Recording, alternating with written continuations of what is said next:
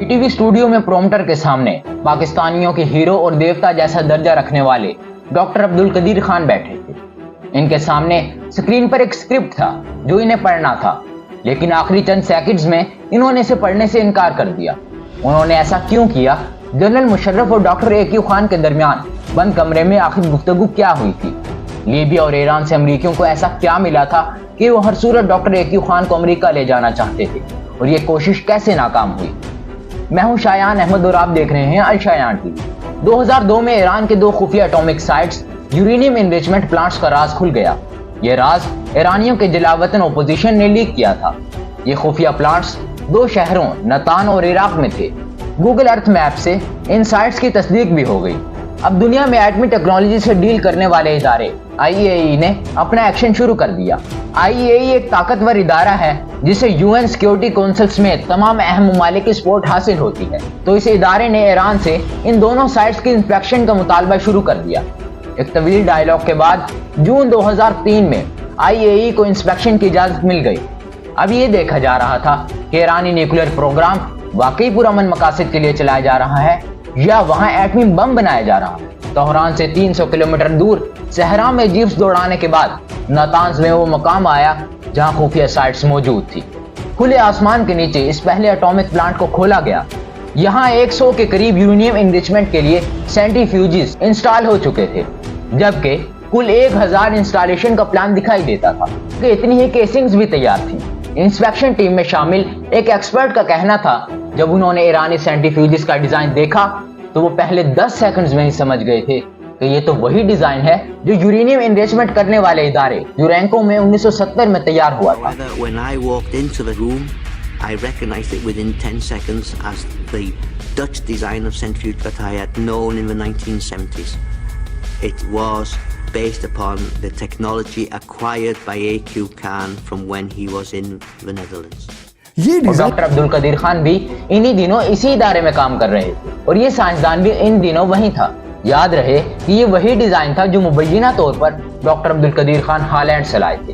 یہ ڈیزائن چونکہ خفیہ تھا، عام مارکیٹ میں دستیاب نہیں تھا، اس لیے انہوں نے ایرانی سائنسدانوں سے پوچھا کہ آپ نے اتنے سسٹیکیٹڈ سینٹریفیوجز کیسے تیار کیے؟ جواب میں میزبان نے کہا یہ تو ایران نے خود تیار کیے ہیں، اور ان کی تیاری کے لیے ساری معلومات وہی استعمال ہوئی ہے جو عام دستیاب ہے، جیسے انٹرنیٹ اور کتابیں وغیرہ، یعنی یہ ان کا جینوئن ڈیزائن ہے، انہوں نے کہیں باہر سے نہیں لیا، ایسا کہنا تھا ایرانی سائنسدانوں کا۔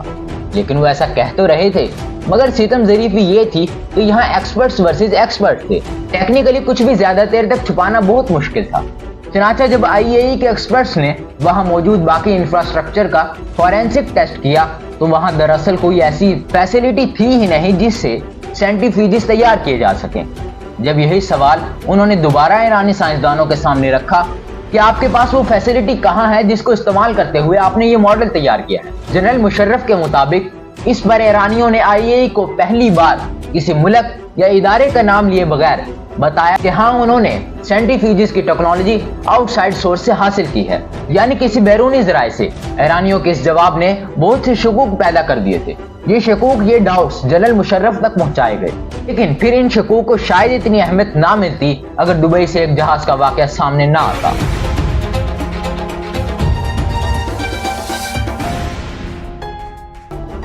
2003 کے موسم سرما کا آغاز تھا۔ ملیشیا کی ایک فیکٹری میں خفیہ طور پر بہت سے یورینیم انریچمنٹ کرنے والے سینٹریفیوجز تیار ہوئے۔ انہیں کنٹینرز میں چھپا کر پہلے دبئی پہنچایا گیا اور پھر یہاں سے ایک تجارتی بحری جہاز میں BBC چائنا پر لوڈ کروا کر لیبیا روانہ کیا جانے والا تھا۔ ان کی تیاری اور ٹرانسفر کا بندوبست ایک Sri Lankan businessman BS Tahir کر رہے تھے۔ حسن عباسی کی کتاب پاکستان نیوکلیر بم کے مطابق BS طاہر ڈاکٹر عبدالقدیر خان کے قریب ترین ساتھی تھے۔ انہوں نے ہی ملیشیا میں ایک فیکٹری قومی انجینئرنگ سے ہزاروں کے تعداد میں سینٹریفیوجز کے پرزاجات کمپوننٹس تیار کروائے تھے۔ یہ کمپنی اصل میں مڈل ایسٹ آئل انڈسٹری کے لیے آلہ تیار کرتی تھی، لیکن ساتھ میں خفیہ طور پر سینٹریفیوجز کمپوننٹ بھی بناتی تھی۔ اس کمپنی میں برطانوی خفیہ ایجنسی کا ایک ڈبل ایجنٹ تھا۔ اس ایجنٹ نے 2003 میں اطلاع دی کہ ایک جہاز جو دبئی سے لیبیا جا رہا ہے، اس میں فلاں اور فلاں نمبر کنٹینر میں دراصل سینٹریفیوجز کے کمپوننٹس ہیں۔ اس جہاز کی مخبری جب برطانوی خفیہ ایجنسی MI6 اور امریکی خفیہ ادارے CIA کی متعلقہ جوائنٹ ٹیم تک پہنچی تو یہ جہاز دبئی کی بندرگاہ چھوڑ چکا تھا، لیکن اس ٹیم نے برطانوی حکومت کا اثر و رسوخ استعمال کرتے ہوئے جہاز کو راستے میں روکنے کی کوششیں شروع کر دی۔ جب یہ جہاز مصر کے ساتھ نہر سویز سے آگے نکل گیا اور بحیرہ عرب میں ٹورین سی میں تیرتا ہوا لیبیا کی طرف بڑھ رہا تھا تو جہاز کو اس کے اونرز کی طرف سے رخ موڑنے کا حکم ملا۔ BBC چائنا کو اٹلی کی بندرگاہ پرانتو میں لنگر انداز کروا لیا گیا۔ 4 نومبر 2003 کو جہاز کی تلاشی شروع ہوئی۔ MI6 اور CIA کی ٹیم کے پاس صرف 2 گھنٹے تھے جس میں انہوں نے 200 بڑے کنٹینرز میں سے صرف 4 ایسے کنٹینرز کو چیک کرنا تھا جن کے نمبرز ان کے پاس تھے۔ ان کنٹینرز کو کھولا گیا، ان میں موجود لکڑی کے ڈبوں کو توڑا گیا جو ان میں واقعی سینٹریفیوجز کے پارٹس بڑی تعداد میں موجود تھے۔ یاد رہے کہ یہ وہی وقت تھا جب لیبیا عالمی دباؤ کی زد میں تھا۔ مغربی دنیا اور عالمی ادارے لیبیا پر دباؤ ڈال رہے تھے تو وہ اپنا ایٹمی پروگرام رول بیک کریں، یعنی کہ اسے ختم کریں، جبکہ لیبیا کے کرنل قذافی انکار کر رہے تھے۔ لیکن BBC چائنا کے شپمنٹ پکڑے جانے کے بعد برطانیہ کے ہاتھ میں ثبوت آ گئے تھے۔ اس ثبوت کی لیوریج کے ساتھ برطانیہ نے لیبیا کو ایٹمی پروگرام رول بیک کرنے پر مجبور کر دیا۔ کرنل قذافی نے اس کے بعد اپنے تمام پلانٹس کو، جن میں کیمیکل پلانٹس بھی شامل تھے، انسپیکشن اور صفائی کے لیے کھول دیا۔ بعد میں کرنل قذافی اور برطانوی وزیر اعظم ٹونی بلیئر نے ایک مشترکہ پریس کانفرنس میں اس کا اعلان بھی کیا تھا کہ معاہدے کے بعد لیبیا نے اپنے زیر تعمیر پلانٹس انسپیکشن کے لیے کھول دیے۔ This evening, Colonel Gaddafi has confirmed that Libya has now declared its intention to dismantle its weapons of mass destruction completely. جب یہ کھولے گئے تو یہاں بند کنٹینرز میں سے بہت سے دوسرے آلات کے علاوہ ایک پرنٹنگ شاپنگ بیگ بھی ملا۔ پرویز مشرف کے مطابق یہ شاپنگ بیگ اسلام آباد کی اسی ٹیلر کا تھا جہاں سے ڈاکٹر عبدالقدیر خان اپنے سوٹ سلوایا کرتے تھے، اور اس بیگ میں نیوکلیئر ویپنز کے ڈیزائن موجود تھے۔ یہ سامان بھی انٹرنیشنل ایجنسیز نے اپنی تحویل میں لے لیا۔ تو ایران اور لیبیا کی طرح شمالی کوریا سے بھی کچھ ایسے ہی ثبوت پاکستانی خفیہ ایجنسی کے ہاتھ میں آ چکے تھے، اور امریکہ بھی جنرل مشرف کو بہت سی معلومات دے چکا تھا۔ جب معلومات امریکیوں نے پاکستان کو دی، ان میں سب سے اہم وہی کاغذات تھے جو CIA کے سربراہ جارج ٹینٹ نے جنرل مشرف کو نیو یارک میں دکھائے تھے۔ اپنی کتاب میں لکھتے ہیں کہ یہ کاغذات انہوں نے ایران اور لیبیا سے چرائے یا حاصل کیے تھے۔ CIA کی طرح ہی 2004 سے پہلے ISI نے بھی ڈاکٹر خان کے 2 خفیہ خطوط پکڑ لیے تھے۔ ان میں سے ایک خط ایرانی سائنسدانوں کے نام تھا اور اس میں تحریر تھا کہ انسپیکشن کے دوران ان کا نام ہرگز نہ لیا جائے، بلکہ جو لوگ مر چکے ہیں ان کا نام لے دیا جائے۔ وہ ان سب مبینہ ثبوتوں کے ہوتے ہوئے امریکن جنرل مشرف سے ایک مطالبہ کر رہے تھے کہ اب مسئلے کو حل کرنے سے بڑا مسئلہ اس مطالبے کو ٹالنا بن گیا تھا، اور یہ مطالبہ کچھ اور نہیں بلکہ یہ تھا کہ ڈاکٹر عبدالقدیر خان کو امریکہ کے حوالے کیا جائے۔ اس کے بعد کوسچن واز ٹو پروٹیکٹ دس مین۔ وہ ڈیمانڈ ہو رہے تھے کہ اس کو دو۔ جنرل بش کیا چاہ رہے تھے؟ ڈاکٹر قدیر کو ان کے حوالے کر دیا جائے۔ یس، مشرف کے لیے ایسا کرنا بہت مشکل تھا۔ اب صورتحال یہ تھی کہ دنیا 9/11 کے بعد بدل چکی تھی۔ عالمی میڈیا میں ڈاکٹر عبدالقدیر خان کی تصاویر کے ساتھ کچھ سچی، کچھ جھوٹی اور کچھ مبالغہ آرائی پر مبنی کہانیاں دکھائی جا رہی تھیں۔ ان کا پاکستانی ریاست سے کچھ لینا دینا نہیں تھا، لیکن انہیں پاکستانی ریاست سے جوڑا جا رہا تھا جس سے پاکستان کا نام بدنام ہو رہا تھا۔ تو اب کچھ تو کرنا تھا۔ جنرل مشرف نے اسٹریٹجک پلانز ڈویژن کے سربراہ لیفٹیننٹ جنرل خالد کدوئی کے ذمہ کام لگایا۔ انہیں ایک پریزنٹیشن تیار کرنے کے لیے کہا۔ برطانوی اخبار گارجین کے صحافی ایجن نیوی لکھتے ہیں کہ انہیں اس پریزنٹیشن کی رداد جنرل کدوئی نے انٹرویو میں بتائی تھی۔ ان کے مطابق اس پریزنٹیشن سے پہلے کچھ صحافیوں کو بھی وزیر اعظم ہاؤس میں بلایا گیا۔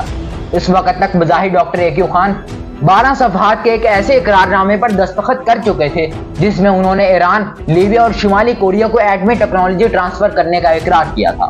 ایجن لیوی ہی کے مطابق اگلے 2.5 گھنٹوں میں پروجیکٹر پر 1989 سے اب تک ایٹمی ٹیکنالوجی کے مبینہ آخری 2 فروخت کا معاملہ بھی دکھایا گیا، اور یہ بھی دکھایا گیا کہ اس بزنس میں ان کے ساتھ 3 جرمن کاروباری لوگوں کے علاوہ ایک سری لنکن بزنس مین طاہر بھی شامل تھا۔ پرویز مشرف کی کتاب فائر کے مطابق اس مبینہ نیٹ ورک میں کچھ انڈینز بھی شامل تھے۔ یاد رہے کہ اس میٹنگ سے کچھ دن پہلے ہی KRL کوہوٹا میں کام کرنے والے بہت سے سائنسدان پاکستانی خفیہ ایجنسی کے سوال جواب سے گزر رہے تھے۔ اس پوچھ گچھ کے دوران انہیں گھروں سے باہر علیحدگی میں رکھا گیا تھا۔ پریزنٹیشن کے بعد تھا دوسرا مرحلہ۔ اس دوسرے مرحلے میں جنرل پرویز مشرف اور ڈاکٹر ایکیو خان کی 1-on-1 فیس ٹو فیس ملاقات ہوئی۔ اس بیٹھک میں کوئی تیسرا موجود نہیں تھا۔ یہ اہم ترین میٹنگ تھی، لیکن دلچسپ بات یہ ہے کہ اس کی کہانی دونوں ہی ایک دوسرے سے مختلف سناتے ہیں۔ جنرل مشرف کہتے ہیں کہ میں نے جب ڈاکٹر خان کے سامنے سارے ثبوت رکھے اور پوچھا ڈاکٹر صاحب یہ آپ نے کیا کر دیا، ڈاکٹر قدیر خان بقول جنرل پرویز مشرف کے ثبوت دیکھ کر ضبط کا دامن چھوڑ بیٹھے، بلکہ ڈاکٹر صاحب جنرل پرویز مشرف کے گھٹنوں پر گر گئے اور معافی مانگنے لگے اور کہنے لگے کہ انہیں بہت شدید احساس گناہ ہے، وہ سرکاری معافی چاہتے ہیں۔ لیکن جنرل مشرف لکھتے ہیں کہ انہوں نے ڈاکٹر عبدالقدیر خان سے کہا کہ وہ عوام سے معافی مانگے۔ Actually I am telling you, رونے لگے آنسوں سے۔ Doctor Qadeer Khan, yes, he bent forward and touch my knees. Doctor قدیر نے آپ کے گھٹنوں کو ہاتھ لگایا؟ یس۔ لیکن حیران کن بات یہ ہے کہ ڈاکٹر خان اس میٹنگ اور جیسی دوسری ملاقاتوں کی کہانی بالکل ہی مختلف سناتے ہیں۔ وہ کہتے ہیں کہ اس میٹنگ میں مجھے جان سے مار دینے کی دھمکیاں دی گئی تھی اور پھر ان کے مفاد بھی اسی میں تھا، تو یہی دونوں وجوہات تھیں کہ میں نے جنرل مشرف کی بات ماننے کو ترجیح دی۔ دھمکی یہی تھی کہ ہم آپ کو ملٹری کورٹ میں چپ چاپ اندر کیس چلا کے آپ کو اندر کر دیں گے، بند کر دیں گے۔ اور یہ دونوں کا اپنا اپنا بیان آپ کے سامنے ہے، لیکن اس کے بعد ایک لمبی بحث اور تگ و دو سے ایک مختصر سا کنفیشن سٹیٹمنٹ تیار ہوا۔ 4 اپریل 2000 کی سہ پہر کو ڈاکٹر عبدالقدیر خان کو ٹی وی اسٹوڈیو میں کیمرے کے سامنے بٹھا دیا گیا۔ امریکی مطالبے پر انہیں انگلش میں کنفیشن کرنی تھی۔ سامنے پرومپٹر پر وہی متفقہ تحریر موجود تھی۔ پرومپٹر ٹی وی اسٹوڈیو میں موجود وہ سکرین ہوتی ہے جو کیمرے کے لینس کے سامنے اسکرپٹ کو دکھاتی ہے، لیکن وہ اسکرپٹ کیمرے میں ریکارڈ نہیں ہوتا، اس لیے دیکھنے والے کو یہی لگتا ہے کہ پڑھنے والا دیکھے بغیر اپنی زبان سے پڑھ رہا ہے۔ تو ڈاکٹر صاحب کو بھی اسی پرومپٹر پر لکھی انگلش میں تحریر پڑھنا تھی، لیکن ہوا یہ کہ آخری لمحات میں ڈاکٹر عبدالقدیر خان نے پرومپٹر استعمال کرنے سے انکار کر دیا۔ انہوں نے اپنے سامنے وہ پیپرز رکھ لیے جن پر متفقہ تحریر موجود تھا۔ ان کے قریبی ساتھی ڈاکٹر شفیق کے مطابق انہوں نے شاید ایسا اس لیے کیا کہ ان کے دوست سمجھ جائیں کہ وہ کسی کا لکھا ہوا اسکرپٹ دہرا رہے ہیں۔ ڈاکٹر خان اور جنرل پرویز مشرف کے بعد انٹرویوز بھی صاف بتاتے ہیں کہ وہ دونوں ایک دوسرے پر اعتبار بالکل نہیں کرتے تھے، یہاں تک کہ جنرل مشرف نے پی ٹی وی انتظامیہ کو ہدایت کی تھی کہ وہ ڈاکٹر عبدالقدیر خان کے کنفیشن سٹیٹمنٹ اقرار نامہ تھوڑا ڈیلے کے ساتھ نشر کرے تاکہ کہیں ایسا نہ ہو کہ وہ اسکرپٹ چھوڑ کر خود سے کچھ کہنا شروع کر دیں۔ سو ایسا ہی کیا گیا۔ ڈاکٹر عبدالقدیر خان نے قوم کے سامنے یہ مختصر سٹیٹمنٹ پڑھنا شروع کی اور اقرار کیا کہ مجھے ایسے ثبوت دکھائے گئے ہیں جن میں سے زیادہ تر سچ اور درست ہیں، تو انہوں نے جیسا لکھا تھا ویسے ہی پڑھا، لیکن درمیان میں کچھ الفاظ خود سے شامل کر لیے جن میں ایک لفظ گڈ فیتھ تھا۔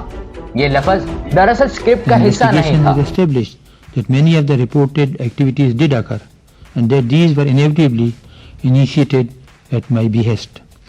In my interviews with the concerned government officials, I was confronted with the evidence and the findings, and I have voluntarily admitted that much of it is true. بہرحال اس تقریر کے بعد صدر جنرل پرویز مشرف نے as per agreement doctor Abdul Qadeer Khan کی trial سے معافی کی درخواست منظور کر لی، جو کہ آئینی طور پر ان کا حق بھی تھا۔ انہیں ان کے گھر میں حفاظتی تحویل میں لے لیا گیا۔ یوں ایک لمبی اور طویل کہانی کا اختتام ہو گیا۔ اسی کے ساتھ اپنے ہوسٹ شایان احمد کو اجازت دیجیے۔ اگر ویڈیو اچھی لگی ہو تو لائک، شیئر اینڈ سبسکرائب ضرور کیجیے گا۔ اللہ حافظ۔